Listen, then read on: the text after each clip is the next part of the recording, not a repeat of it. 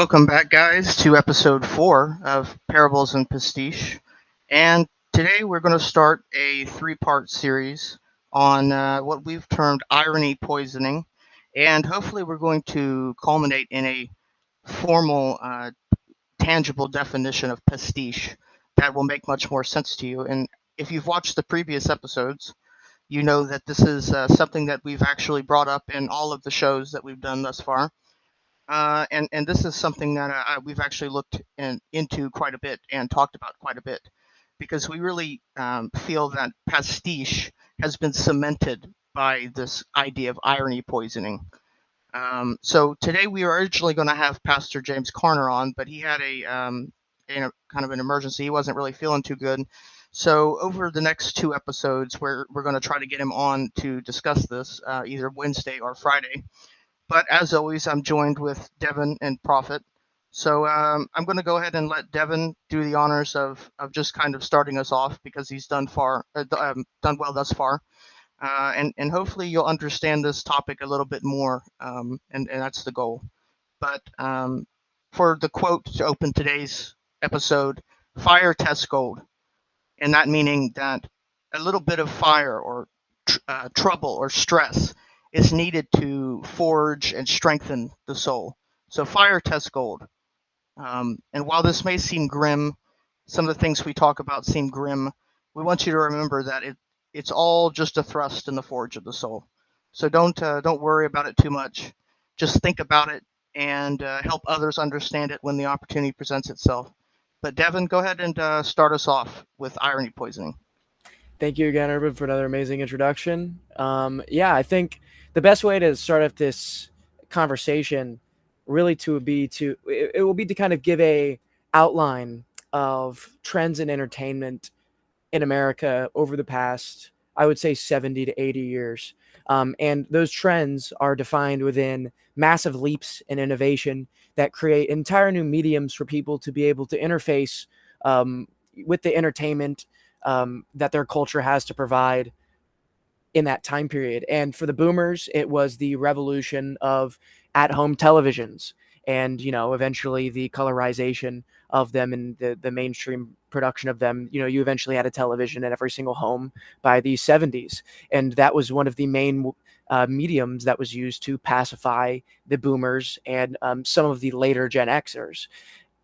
Sadly, millennials, it was the internet, AOL, video games, kind of that gist of things, right? It was the internet, but not so much the hardcore drug that is the internet nowadays, which is the mainstream social media platforms that, Facebook, Instagram, TikTok, etc., YouTube, all these different platforms kind of set up a explosion in this medium of entertainment. It was such an explosive innovation that really swept through the West almost immediately and the East. I mean, when you look at how quick social media took over, how quick everyone started dedicating all their lives to social media, watching content. Basically, it became one of the biggest portions of the economy in around 15, 20 years.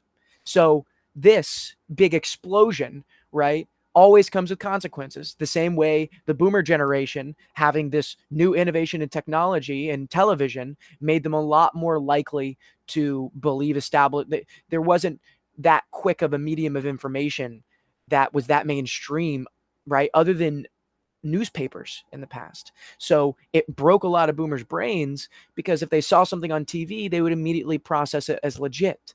Now, we have a whole new set of problems today, and the millennials have their whole sets of problems. But I would say Gen Z and, early millennials, 1995 beyond, we're dealing with brain rot from meme culture. And this is why I've even talked about all of this. This is where irony poisoning gets into it. Okay, the same way that boomers become almost hypnotized by the TV, you're being hypnotized by the algorithm being churned out to you, okay, that is mostly consisting of, in current modern context, these memes devoid of meaning. Okay, I haven't used Instagram for a long time personally, but I have friends that still use it, and I still have people that send me short form content. The meta nowadays, or the kind of thing that makes you the most money on meme pages. It is a arms race for being retarded.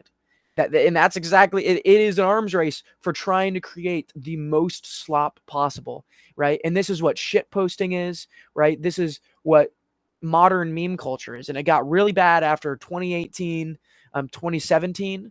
But this is the focal point of what we're talking about. It is this new phenomenon culture, okay, that is alike to the innovation to television, where we have people able to post anything they want, right? Anybody can make some sort of deep fried garbage from the recesses of their consciousness, okay, and then put it on the internet. There was one trend for a very long time ago, from a very long time ago, that I will say, and then I'll leave it to Urban and Profit, whoever wants to go next. But there was one trend that I think a lot of people might remember, but it was the trend where people were saying that they were the first person to do X, right? I'm the first person to squirt ketchup on the carpet and mix it with baking soda while I sing Fetty Wap, right? Like that type of shit. And that type of brain rot, that type of being retarded for the sake of being retarded, and that becoming cultural phenomena really is what we're talking about here. So I'm going to open it up to Profit. I just want to let you guys know, if you see, I put up the document that I prepared a while back on this, just so we can kind of use it as a reference point. But first, outlining what is irony poisoning, there's some points right here, so we can kind of use those to form a bit of a foundation around this concept. But go ahead, Profit, your thoughts. Yeah, absolutely. And I'll kind of circle it back around to this definition. So, that sort of brain rot that we see in all of our communities and in our friends' communities, that eventually becomes irony because, especially with humor being more extreme, it can be a lot easier for this to take prevalence when everything is under this layer of irony and you can't really tell whether or not your friend actually means the joke he just says or how much of it he just says. That's when you can lose a bit of sincerity.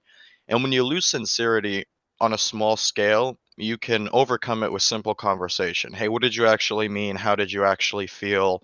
But when it is at such a frequency, when all of your conversation is saturated with this irony, it will inevitably lead to miscommunications and not being able to be sincere.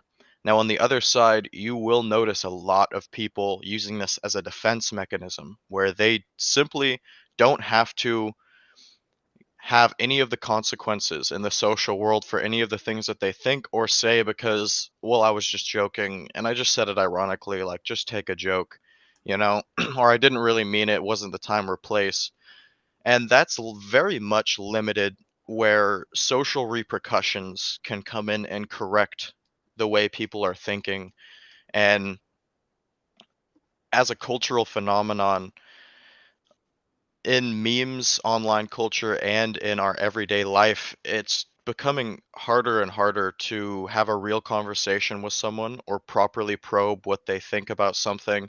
And a lot of people, they don't have any real thoughts under this irony. They're just saying it because it's funny and it gets a reaction. They haven't actually taken the time to think about the topic. And that might be one of the biggest problems about this. But what are your thoughts on all of this, Urban? Well, the way that I view this, I guess, one thing that I will say, I call this essentially real life South Park episode. That's what it feels like. That's what this irony poisoning has kind of left us with. It's left us with this idea that, let's just give an example. I'll be scrolling through social media, let's say Facebook, Twitter. Anything you see anymore, there was an old saying, believe none of what you hear and only half of what you see. Now I think that half is more like believe 25% of what you see, because anymore, it's like the crazier things get now. And this is where that pastiche comes in. The crazier things get now, the crazier it sounds, the more I wonder. It's like, looking at the way people are acting now, it's like I really don't know if this is real or not. Like, here's an example. I'll give you an example. This was back a few months ago. I think the election was still going on. But it was like, oh, they put a tampon dispenser in a boys' high school restroom. And then apparently the first day somebody ripped it off the wall, and I was like, there's no way that that's true. And I looked it up, and it sure as hell was true. So it's like anything you hear anymore, no matter how crazy it gets, it's like it may actually be real, and it really cements this idea of irony. And if you go back to early television, not early, but let's say television from like the 80s and 90s, and they started putting these laugh tracks over sitcoms. And I think the laugh track is where this really kind of begins. So, of course, somebody tells a joke and there's a laugh track. But what happens if you pay close attention to certain shows, they will almost shove you into laughing. It's like, was that really funny? Not really, but it's like there's a laugh track, so you kind of smile a little bit. And what that does is, based on the Pavlovian conditioning model, it almost conditions you into irony. Because if you repeatedly see something which is not funny, and they overlay a laugh track, so they're laughing at something which is obviously not funny, that is irony. And so when you're conditioned into that, that is kind of what we're getting at with irony poisoning, too much irony. And now that people have been poisoned with irony, now that people have been poisoned with this awkward, ironic, well, it's crazy, but it's true. Now that people have been poisoned and conditioned by that, it's like nothing really registers. Now it's like somebody will get shot in broad daylight on the side of the road, and within 30 minutes it's already a meme. It's like if you go and you talk to like one of your elders, your grandparents or something, it's like these things you can kind of still visibly see it on their face, like somebody just got shot, and like they're, it kind of stresses them out a little bit. So this is definitely something that is prevalent with the younger generation. I would say some millennials and almost all of Gen Z, truthfully, anyone who's been on the internet lately. So going with what we've got here, saturated irony. When somebody employs irony in almost every aspect of communication, the original intent or meaning behind the words can get lost. Loss of sincerity. Over time, this can lead to a challenge in expressing or even feeling genuine emotions or beliefs, because everything is couched in layers of irony or sarcasm. Miscommunication. In social interactions, others might find it hard to understand the person's true feelings or intentions, leading to misunderstandings or misinterpretations. Cultural phenomena gain traction, particularly in online communities where sarcasm, memes, and ironic humor are prevalent. This is what that meme of Pepe the Frog is. And as a matter of fact, we're going to talk about that here shortly, because Pepe the Frog and that catchphrase Kek, K-E-K, it's actually the name of an ancient Egyptian deity of chaos who was also a frog. Very interesting. There's a debate on whether irony poisoning could affect mental health, potentially leading to cynicism, apathy, or difficulty in forming authentic relationships. I would say all five of these things here. I've definitely experienced them, and I would imagine both Prophet and Devon would understand those things as well. But yeah. Absolutely. And I think that one thing to really outline here is it's irony poisoning for a reason, and I think that a similar thing that you could compare it to is it's almost like a drunkenness. I think that anybody, especially if you're young, you definitely had a person in your friend group that is unable to take anything seriously. And that type of frequency and living at that is just a modern day coping mechanism with all the different things that are wrong with our society, right? I think that the main reason why we even find humor in so much of this irony is just the fact that there is like the real world has become so grim. The circumstances of our reality have become every single year worse. Okay, out of any statistic will show you that things are getting worse in the West. So what do we have to do? We have to revel in the absurdity of it all, and we have to kind of just laugh at just how fucking insane all of it is. It's a similar thing with when soldiers in war, you'll hear stories where they'll see their comrades die right next to them, and in the moment they will be completely desensitized. They'll laugh, they'll make jokes about it, right? But it takes always maybe a few years until that finally unravels and you have to process that. I think it's the same thing now.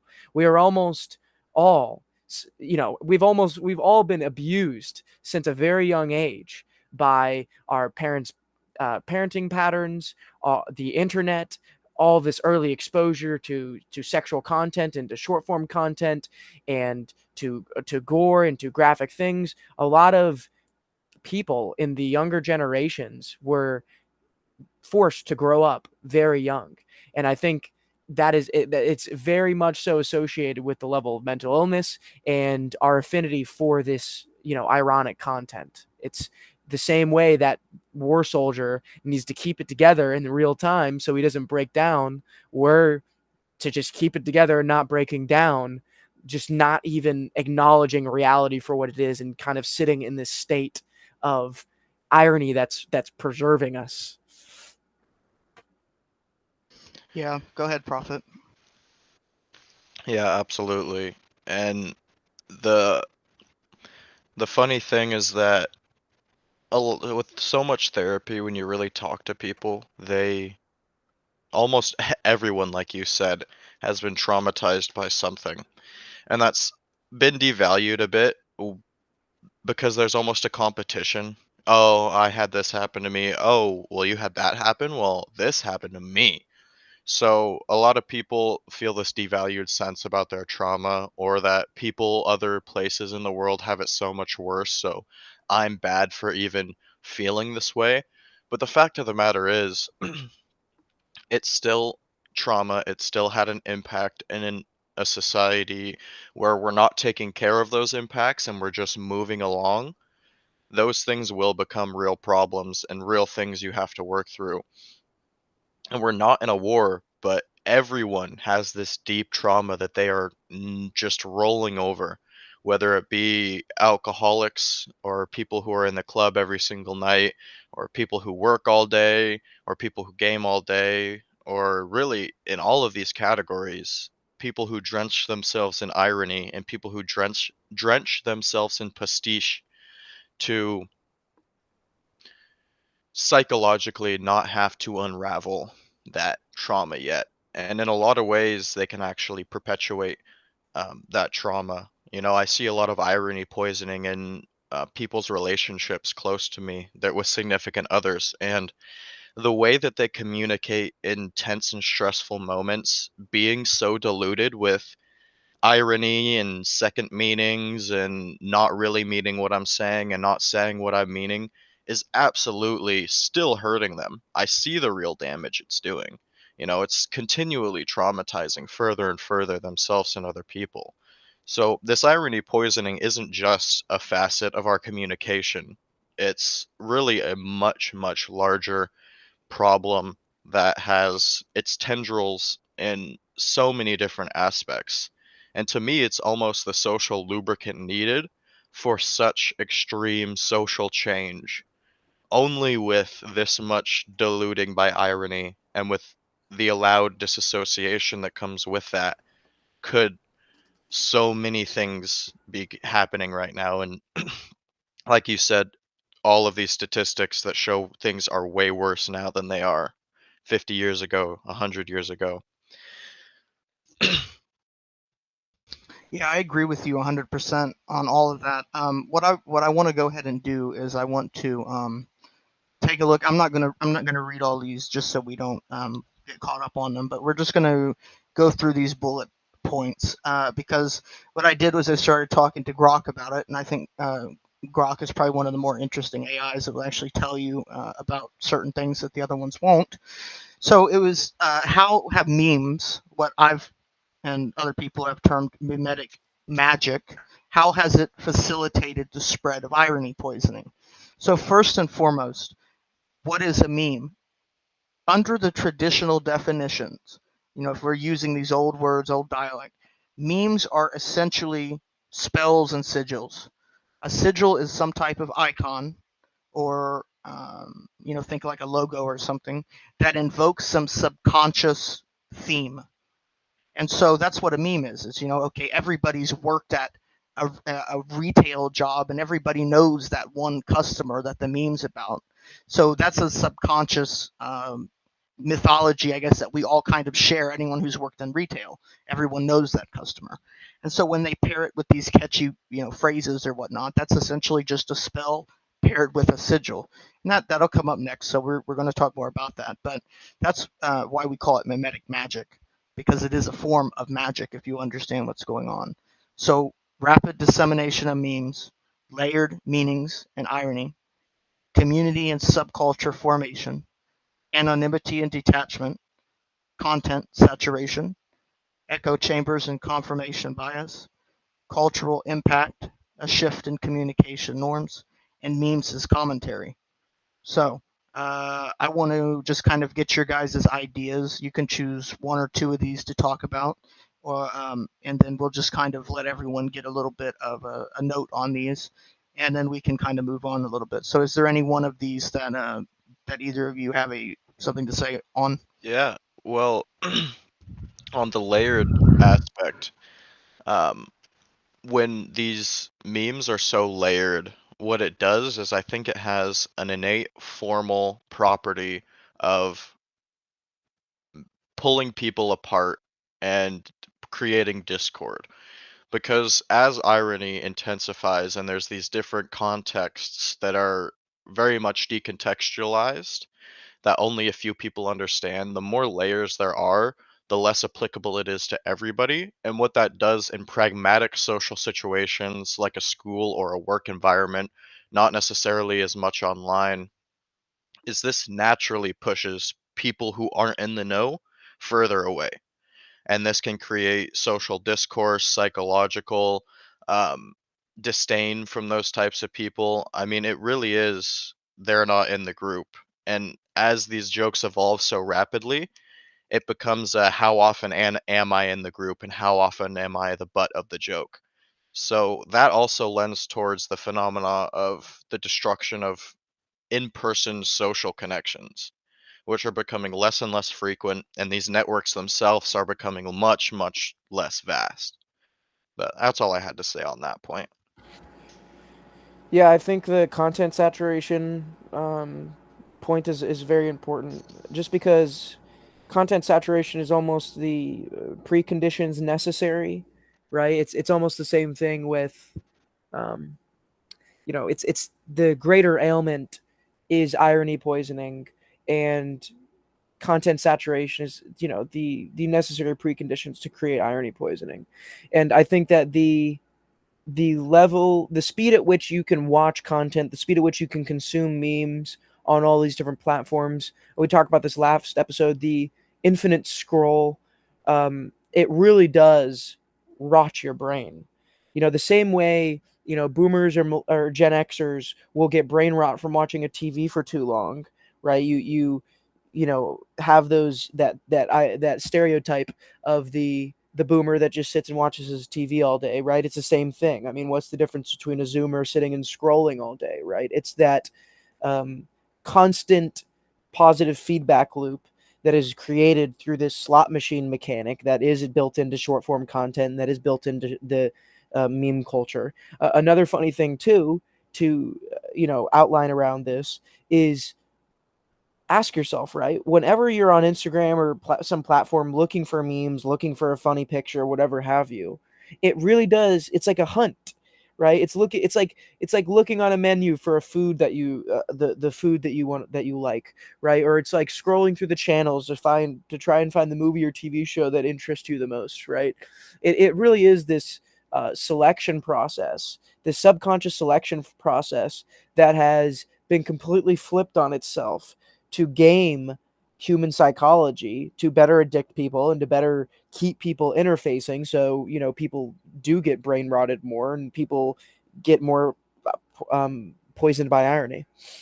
One thing to note, in terms of what you said, and the one that I was going to talk about was the anonymity and detachment, because that's another facet to this. This is why it works so well in the online setting, is because people don't need to have their identity be public. They don't need to show their face if they don't want to. So that's just kind of something that allows it to spread faster. But if you study any type of, I guess what you could call asset control, so if you're going to control another person as an asset, what you've got to do is you've got to take one of their fundamental needs. Everyone has needs. You need to take one of their fundamental needs, and then you need to control that need. So if I manage how you receive love, if you need love as a human being, and I control how and when you receive that love, well, that's all you need to condition a person. So in the term of Pavlov, or the idea of Pavlov and his dog, the dog needed to eat. And so Pavlov used food as his basis for asset control. And so that's the same thing that's going on here with the algorithm and with the social media, is that they figured out exactly what every one of us needs most. And then the algorithm will tailor that and give you those dopamine hits. That's, when you fulfill a need, you get a dopamine hit. That's what the fundamental nature of dopamine is. It is the reason that we fulfill needs, because we get a dopamine reward. And so if they can control these dopamine hits, they can condition you into any type of belief system they want. They can condition you into any type of opinion. And they do this primarily through irony and laughter. And see, that is the poison in this whole thing, because here's an example. You've got this concept of Pepe the Frog, keck, irony. It's like, haha, let's just have a good laugh. Okay, and so, first it starts slow, and you're just making, the occasional racist joke, and then you just laugh because you're not really racist. You're just laughing at it. And then it gets a little bit deeper and deeper, and this happens gradually over time. And first it's a joke, and you're laughing, and you stay laughing through the whole thing because it's ironic. It's because we're really not racist or anything. So the more I play it up, the more funny it gets, because it's ironic. And obviously we don't believe these things, but it's just ha ha ha, Pepe the Frog. And then before you know it, let's say a year goes by, before you know it, you have been completely normalized at laughing at these things, not in any ill will, but just because that's the nature of the beast. Because you've paired these, taboo topics or opinions with a little bit of laughter, aka you've overlaid a laugh track.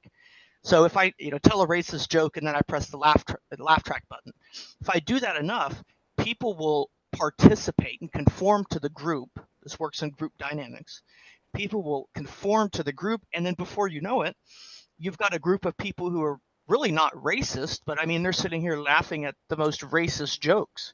And so that is how this is kind of a subtle backdoor into implanting ideas that most people wouldn't normally have. And that is the irony behind it, because if you go and you find somebody who's like racist as hell on Twitter or something, and then they're just laughing about it, and it's all a joke, and they're not really a racist, but it just gets more and more ironic, and before you know it, you're just shrugging it off because it's funny. But at the same time, that person is still, using the same words or terms or stereotypes. So it's really snuck its way in under the guise of irony, and that is what irony poisoning really is. Well said. Very well said. And in this episode, we're going to be building out a definition which we can jump off of and extrapolate on in the same way that we would usually do in the second half of this episode. So we will be getting into the meat and potatoes and fun stuff soon. But Devon, do you have anything to say on that? Let me just go ahead and read this final bit here, and then I'll let you go ahead, Devon. It says, the interplay between memes, irony, and internet culture thus creates an environment where irony poisoning can flourish. It's a phenomenon where the line between irony and sincerity blurs, potentially affecting how individuals communicate and perceive authenticity in real-world interactions. However, it's also worth noting that not all uses of irony lead to poisoning. In many cases, irony is a healthy part of cultural expression and critique, and that's very true. Irony is not dangerous in and of itself, but I would argue that it's probably this algorithm which is kind of using irony as a tool. So if you want to add anything to that, Devon? Yeah, it's more so that irony is being weaponized through memes, right? The same way that entertainment was weaponized through the television. It's all about creating the set of conditions that you need to control the subconscious subliminally, right? And this is what all these sub-processes rely on within the algorithm. And I think this is why meme culture needs to be looked into so adamantly. And the meme, and really diving into the meme, the idea of the meme, okay, it really is this idea of it being a sigil, right, or a symbol in the past. Okay, what a meme is it's a very similar to the idea of like a folktale, right? It's a like very it's not always a niche thing. Memes can go mainstream, but they're It's a still niche. mythology. Exactly. There's some sort of like special way you need to look at it. There's some sort of perspective that you need to have so that you're able to yield the like meaning of said meme. And that's where these things get very, very sinister, in my opinion, because what happens is you kind of have this and this is where it gets difficult to describe specifically, and it's where the viewers need to ask themselves and look on their past experiences with interfacing with this type of culture. The way that memes spread and the speed at which they spread, and even if they have like very graphic content, they could still spread very fast. It's almost as if they have like we've said earlier in the conversation, there's almost like there's like a social lubricant applied to these memes to where they're able to go through culture so much quicker and imprint themselves onto the collective consciousness that much faster. And when you think about it like that memes are kind of this um they're front running culture. That's what memes are doing in a lot of ways. So if memes are front running culture, and if memes are mostly being created and consumed through these mediums that are governed through algorithms, okay, and these algorithms are being developed by tech companies that are getting billions and billions of dollars worth of investment from governments and different security agencies, well, then you just should start asking yourself, you know, if folk tales in the past were used as, mediums of tradition to control culture, well, then memes are potentially the modern folktale that governments are telling us, where churches in the past were telling us the folk tales of Christianity, their religions, etc. Governments are telling us their folk tales through memes to, better sedate and control the populace. And memes are just simply the natural progression of televisions, in my opinion. I think that's a really valid point. That idea that they're pushing these folk tales or mythologies, and we're going to probably end up doing a show on that. I don't know how soon that will be. Maybe we'll touch on it basically in the next one or two parts. But it's this idea that a mythology, a mythos, what it is it is a the way that I look at it, and I have a bit of a computer programming background, so it's a program. Just like you have a program on a computer, and it relatively runs the same every single time. That's what a mythology is. And if I can convince you of a mythology, for instance, if I can convince you that because you were born on a certain date, well, the color that best suits your personality is, you should always wear green clothes. And if I sell that to you well enough, if I give you a mythology, oh, because this famous person who was born on the same day as you, because he always wore green and he thought it was his lucky color.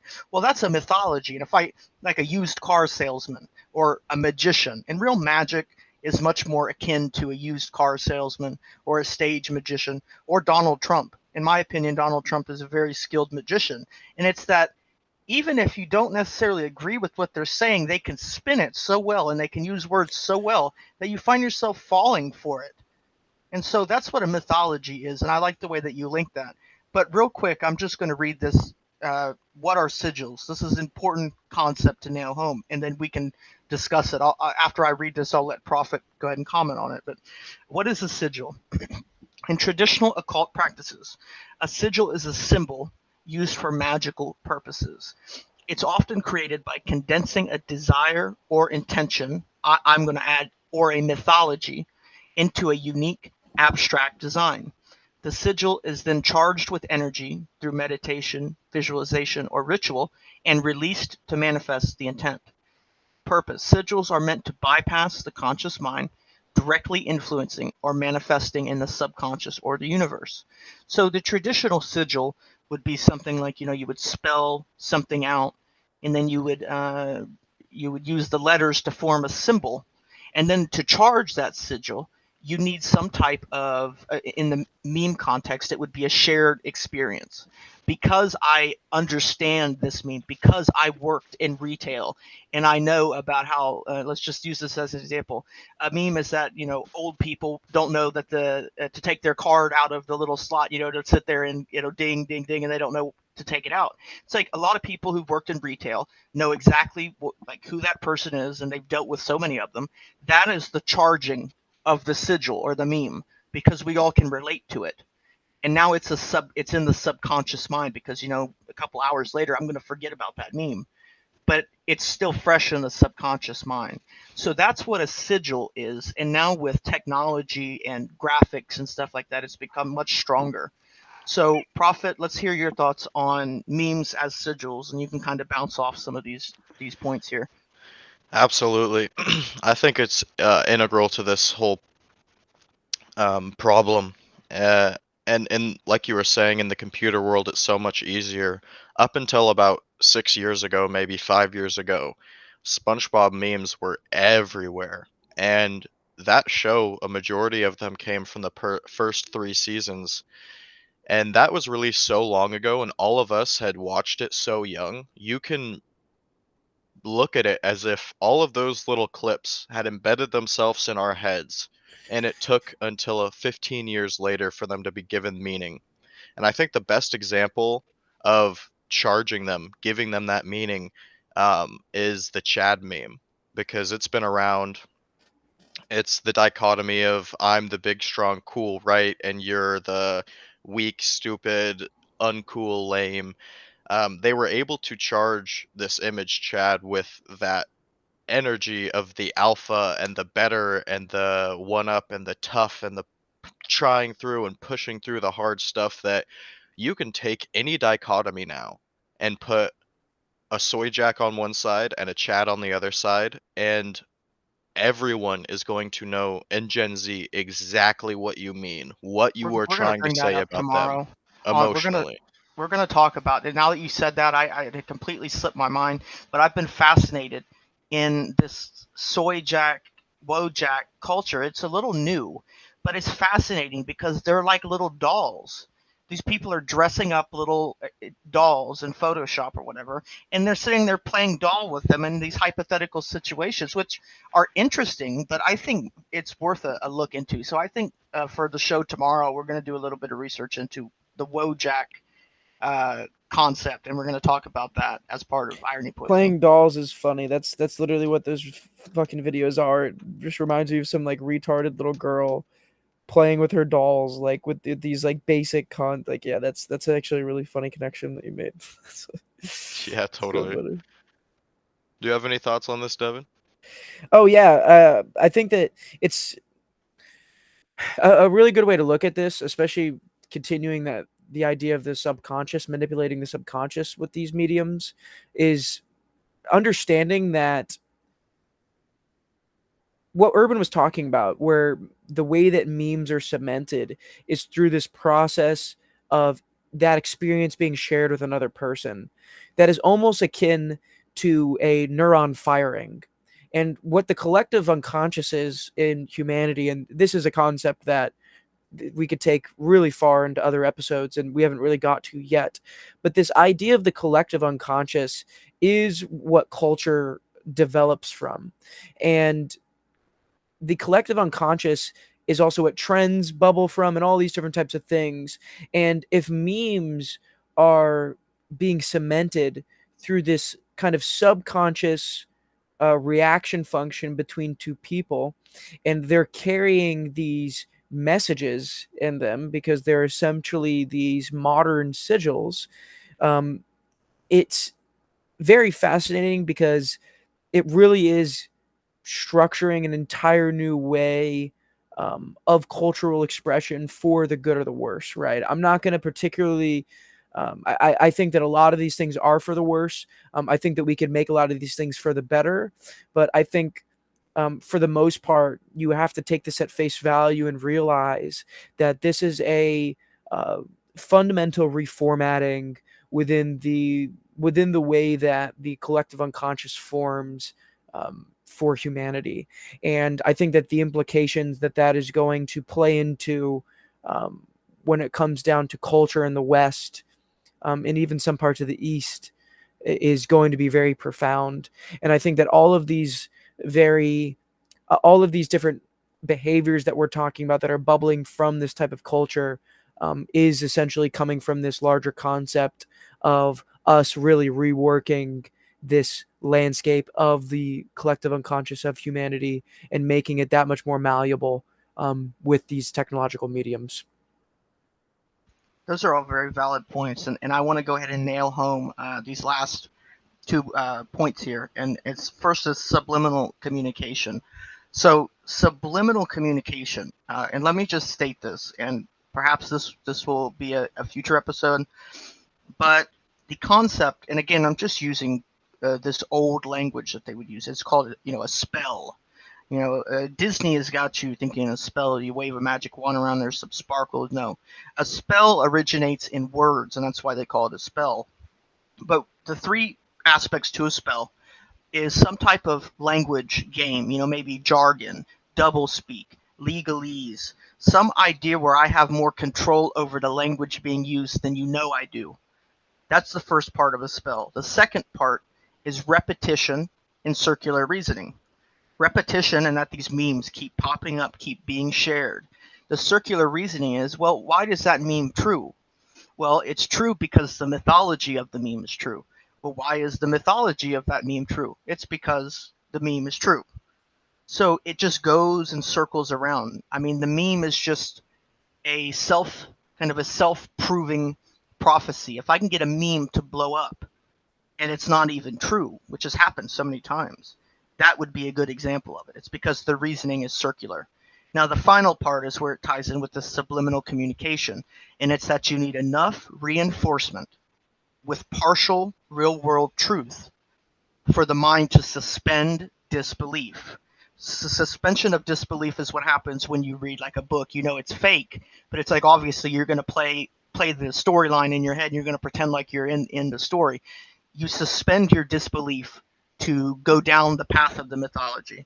So these memes work on a subconscious level, and that's where the irony comes in. The irony allows it to sneak in undetected, because if I just come and I don't use irony, well, you're going to be like, well, I don't want to be racist or something like that. But if I can get you to laugh at it, it sneaks its way into your subconscious mind without you even knowing.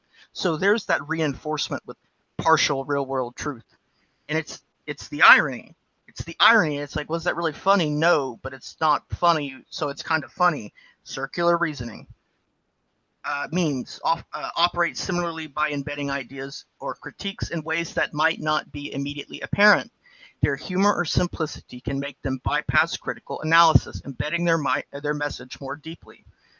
And then cultural magic. Memes can be seen as a form of mimetic magic, where the intent is to spread ideas, alter perceptions, or create shared cultural moments. They harness the collective power of the internet to manifest cultural, social, or political changes in a way that parallels the magical intent of Sigils. So the way that I look at this, these things are very much related. It is the modern magic, the internet. And I think what we're going to do to kind of cap this whole thing off is we're going to give the Kek, the god of chaos and darkness. We're going to tie that in just because that's fascinating. And I don't think it's a coincidence at all. It would be a hell of a coincidence. And then at the very end, we're just going to kind of bounce around and discuss the way that this ties in with Pastiche, because you'll find that these are very much the same thing. Pastiche, this mockery of something that is purely created, because you can't create of your own accord, you've got to mock. And so it's kind of one and the same thing. But Kek, the god of darkness, was one of the, they're called the Ogdoad, the four pairs of male and female primordial deities in ancient Egypt. So the male was called Kek, and it was the god of chaos, primordial darkness. And it's very interesting now that we have got this Pepe the frog. People are throwing around this word Kek. Most people don't actually know what it means. And let me just go down a little bit because this is the most interesting thing.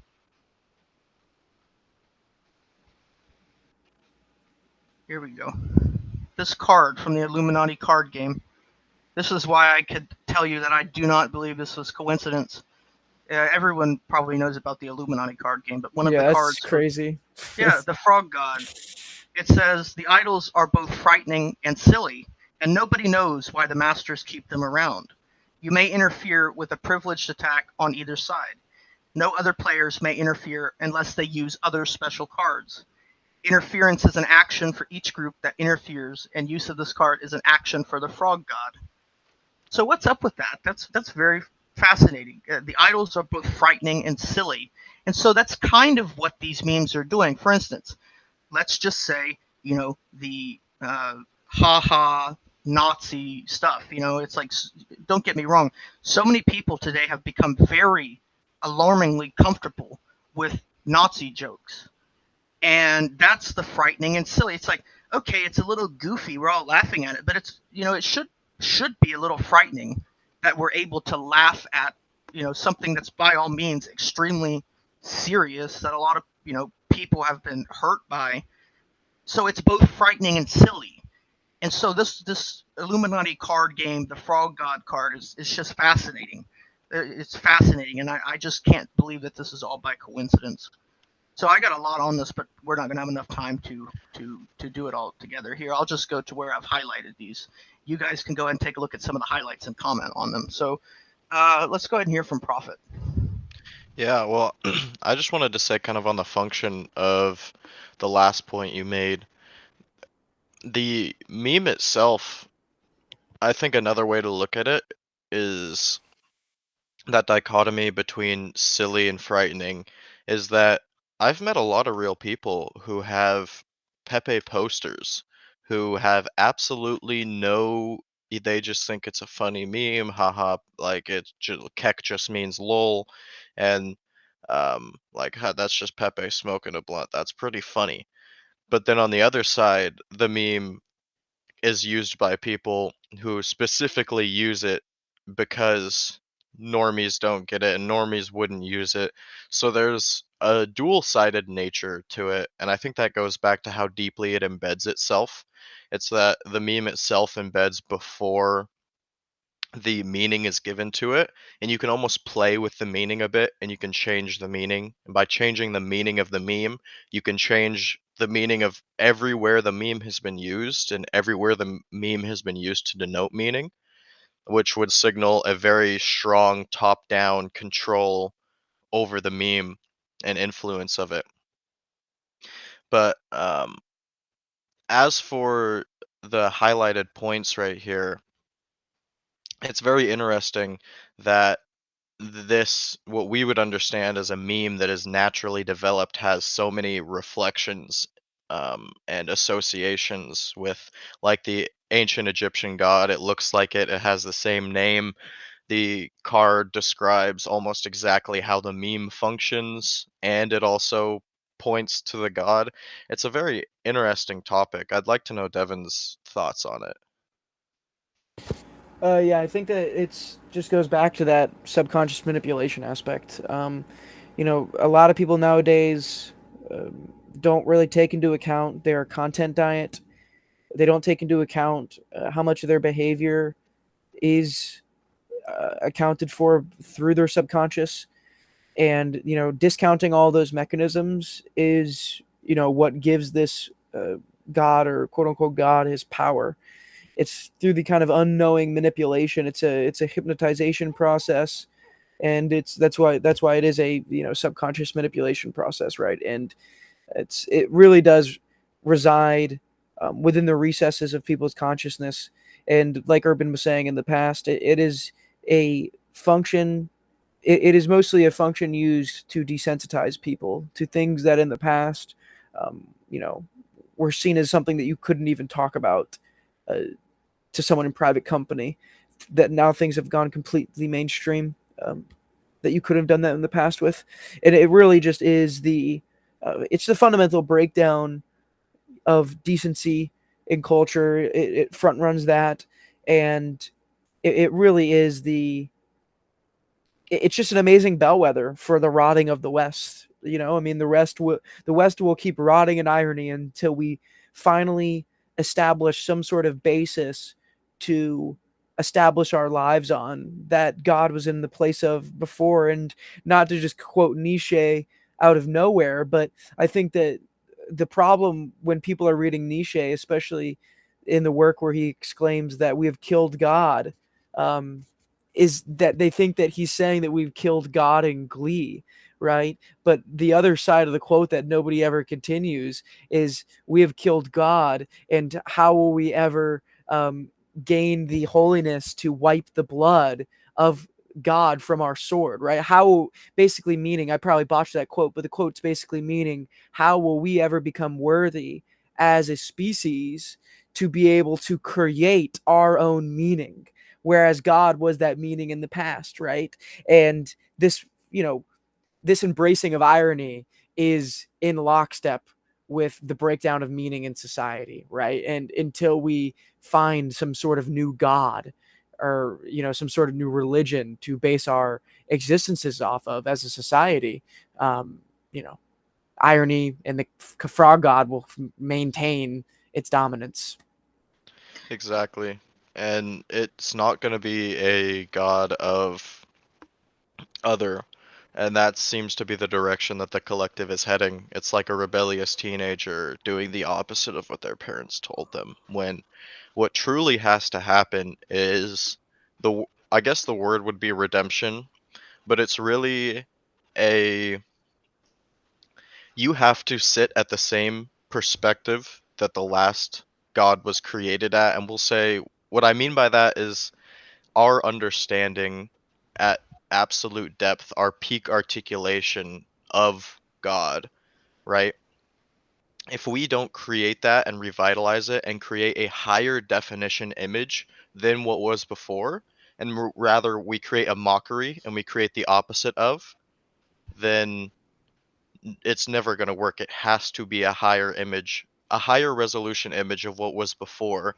It can't just be a contrarian thing, which is still sever or linked back to the original god, that first mythology that you know everyone claims to be turning away from. It's how all these atheists still embody a good versus evil Christian morality, because they haven't actually reinvented anything. They haven't revolutionized anything. They haven't added anything. That's the key to classical mythology. I come to find that out, and it's very interesting. So why is classical mythology, Egyptian, Babylonian, Sumerian, Greek, why are all of these different mythologies relatively the same? Well, it's because there's nothing new under the sun. And so all there is pastiche. You can only reinvent the same thing. That's why you have Saturn in Rome, who was known as Kronos to the Greeks, and has got many other counterparts, and so do the other gods that they all worship. These are just reinventings of the same exact thing. And I think that's just the nature of God. If there's an absolute all-powerful God, then it's impossible to reinvent God without reusing or entering into pastiche of that concept. And right here it says Kek represents the shift from darkness to light or night into day. It says Kek is considered the god of chaos, which is the neither that chaos magicians seek to reach, and the unconditioned awareness of being that Neville Goddard speaks of as necessary for one's desire to manifest. And this is just schizophrenia, really. To hold two opposing points, to think that black is white and white is black. Well, that's just schizophrenia. That's a delusion. It's a hallucination, delusion. And so that's really what this whole thing is about. To sit here and consciously laugh at a Nazi joke is a bit of cognitive dissonance, and it will eventually cement itself into a form of schizophrenia, where it's like you can get on the internet, you can dissociate into what I would call a multiple personality, and you can sit here and laugh at all these horrible jokes forever, but then the second you put your phone down and you go to work, that's not who you are. So you're living two completely and utterly counter opposite belief systems, and that's schizophrenia. But in their understanding, in the chaos magic understanding, the 33rd degree Freemason um, uh, saying is order out of chaos. And that is a very interesting concept, because I would almost assert that the duality originates from order and chaos. I think that that's the absolute, is that things are either chaotic or things are either ordered. But chaos has to come first, because once you have chaos, then you can order it. If you want to build a new building, but there's already a building there, you've got to tear the old one down first. So that's kind of what's going on here. You have to, well, they intend to destroy the truth, and that's what Orwell said. That's what Huxley said in Brave New World. They want to destroy the truth to create a sense of chaos, and thus they invoke the god of chaos, and then they can re-engineer or offer a new truth. And that's the ultimate goal here. And they do it through irony and through pastiche, because you can't ever deviate away from the one absolute God. I don't care which religion you are, or if you believe in God or not, because I'm under the impression that even atheists still believe in God to a certain degree. I think true atheism is very, very rare, because at the end of the day, you almost have to have some belief in a higher power to exist. Because how did you get here? Well, everything has to be pastiche, because you can't blow up God and re-engineer God. But that's what the Tower of Babel was about. They intended to build a tower to the sky and overthrow God. And it blew up in their faces, long story short. And that's what they're trying to do now. Elon Musk and all these people, they're trying to build, and Elon Musk has even said this, maybe our new God will come from, I think it was Memphis or something like that. Maybe our new God will come from there. So they're trying to build a new God. I think they're trying to rebuild the Tower of Babel in many ways. But it's destined to only end one way.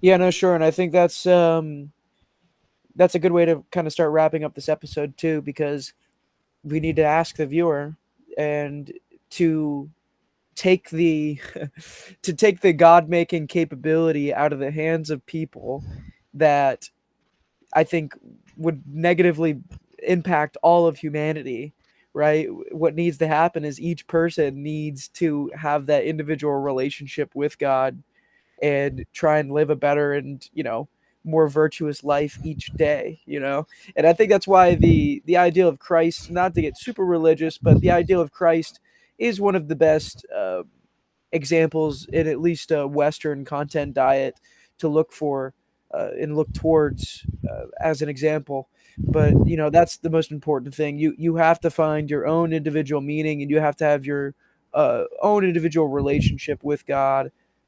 And if we don't do that as a collective, we're simply going to leave that determination of what God is in the hands of people that are probably going to try and reincarnate Satan through a satanic data farm that's harvesting sin. Let me just go ahead and leave off on this, and then Prophet, I'll let you talk for a minute if you want to say anything. I want people to remember what I'm about to say, because I've found it to be pretty much the only choice we have. The only, let me say this right, the best and only defense we have against mind control, programming, conditioning, is knowledge. Knowledge is the only defense that we have against it. You can never become immune to it. You will never be completely and utterly immune to programming and mind control and manipulation. But if you have knowledge of it, if you know that it's going on, and you know that this is one of the ways they try to do it, if you have that knowledge, well, then you can at least be aware of it.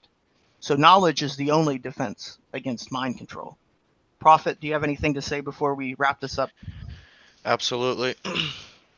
I think you put it very beautifully, and I'd like to put one distinction on top of that, is if I tell you guys right now that the sky is red, you don't need to believe me and you don't need to disbelieve me. You, for a fact, know. So, it really is about the exploration and the journey to understand these things. And so I'd urge all the viewers out there to take what we're saying and take the words of, it doesn't matter which religion it is, just search for it, go after it, look for it in your life, and develop your own personal relationship with it. Because that's the only way to do it. That's the only way for you to develop your own knowledge and rely on that knowledge rather than being reduced to trust or belief or disbelief. And we can't know perfectly everything right now. None of the three of us claim to.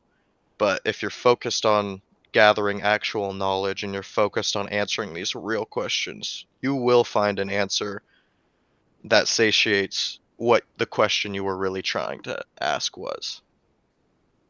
So what they say, ask and it will be given, seek and you shall find, and knock and the answer will be given unto you, or the door will be opened unto you. All you got to do is ask, and I believe that it's by faith in the truth alone that we can better ourselves, because even Christ says that he is the truth and he is the light. So if you have faith in the truth, you do have faith in Jesus. And many other religions that have any logical sense behind them are going to facilitate people following the truth.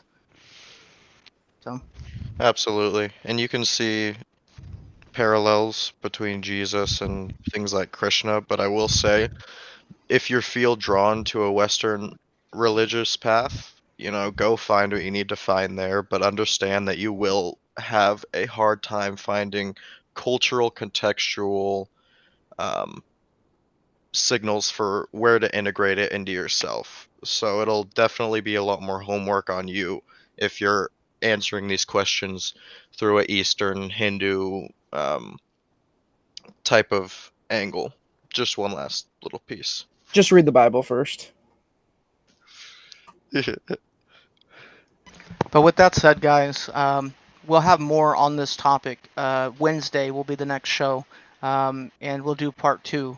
And I'm sure that having talked about these things with you guys, we'll have plenty of extra notes and things to remind you of in the next episode. That's another kind of the idea behind how we're doing this 3-part series. Is one part, we can present this to you and lay a foundation, but then when we come back for part 2, we'll be able to kind of see what we did well, what we didn't do well, and just kind of clear anything up. And I would encourage anyone who has any questions, comments, counter arguments to any of this to just leave us a comment, because we would love to address those. We really would love to address any type of counter argument that's necessary. They called that person the devil's advocate. So it's fundamental to have somebody argue the other side, just so that you can learn better. But we hope to offer you some more information on Wednesday, and hopefully we'll get Pastor Carner on one of those next 2 shows, so we can get his comments on it, because he's familiar with this topic. But with that said, guys, we appreciate you tuning in to this, our 4th episode. We're really enjoying doing these for you guys, and we'll have more in the future. So with that said, guys, thank you for tuning in, and we'll see you next time. Peace out, guys. Thank you, everyone.